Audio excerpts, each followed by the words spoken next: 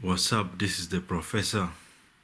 I have something on my mind. I'm going to be making daily videos. I'm going to be committed to it. I don't care how many views I get, but I have 2 or 3 people I watch. I'm fine with it. I'm fine if 2 or 3 people watch because I've already had the fame in the past. Now I'm just making. I look like the Justin Bieber generation when I cut my hair and when I cut my hair and I don't have dreadlocks. People think I'm 17, but I'm actually 27. If I say I'm not the Justin Bieber generation, I was at gunpoint in 1993. That was before Justin Bieber's parents even had sex. I was already almost leaving this planet. When we talk about the village life, here kids, you do homework and this and that. Studies, you have to study, man. Like you will get better jobs in the future and more paying, or else you'll be a laborer for the rest of your life. I've decided not to be a laborer anymore. I want to study. I'm studying project management. But in the village, the way how we study, we used to have our business in 1996 before even Tupac was dead. So we used to have money, and the kids who are smart, they didn't have money. So we used to do business. We used to make more money than our own teachers. So we used to borrow teachers' money and some goods if they don't have the money. And we don't do homework. There's no homework in the village. Even if there's homework, the teacher owes you money. So you're like, the teacher comes, where's my homework? You're like, where's my money? But you have a relationship. And I was selling cigarettes in 1996 with my brothers when I was 7. I had no idea in 2015 people would ask me for ID for cigarettes when my family moved to Australia. So it's different. I'm being treated like a child, but in the village we are trained like soldiers. You have to learn to run. Like the Republican said, the candidate, the black one, he said if someone is shooting, you have to run to that person, catch him. There you all get shot, man. You have to run. If you hear guns, lie down. If you hear gunshots, you run. That's how we used to run in the village. We used to have Konyi. Konyi was in our village was protected by the River Nile, the longest river in the world, but Konyi was there at that time. Even when we crossed the road to come to the city, we had to pray that Konyi doesn't get you. So I was in dangerous time in the refugee camp.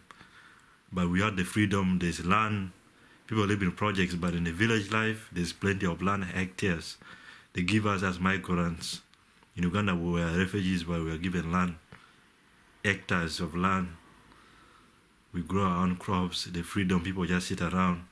My uncle in Africa has 6 wives. So when some people who live in Australia go to Africa and find their friends, they find their friends with little money, but they're considered rich and they have wives and they have this. They're like, oh man, fuck this life in Australia, I'm going back home. They even want to divorce their wives. So it's like, it's different, man. Africa, you're poor, but there's freedom. The freedom is even if when you're sick. When I had bipolar, I had to be locked up in a mental health hospital. But in Africa, you don't get locked up. You can take your medications from home. There's no laws which, make, as long as you're peaceful, even people can move naked. If you're peaceful, no one will bother. So especially Uganda, there's a lot of freedom. After Museveni took over, it's not perfect, but, it's not like Australia is more developed. But it's just that more freedom. If you're young, you don't have to wait for your parents to sign. I went to many high schools. I used to show up even they don't know my parents. I leave this high school, if they disturb me, I go to the next. I become the first student, I go to the next. The reason why I wanted to be the top student was not because I wanted to, but if you don't become the top student, when my family moved to the city, it's different from the village. You get whipped like soldiers. Whipping, you cry, they don't give a shit. They whip your ass if you don't pass. You're lucky, you just do homework.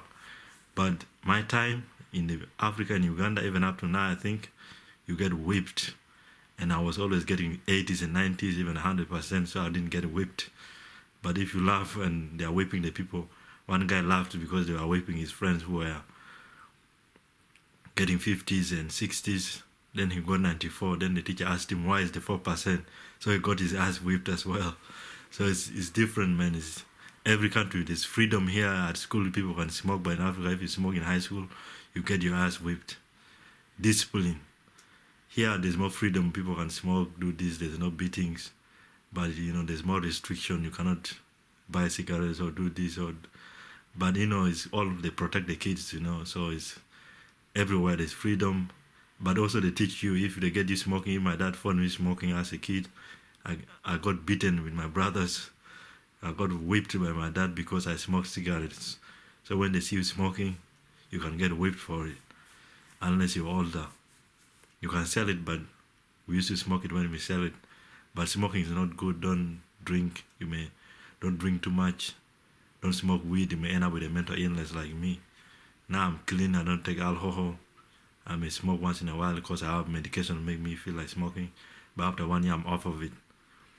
There was this female doctor. She said, you'll be on your medication for life. I was like, I need a male doctor. I became sexist and racist. I was like, I want a male white doctor.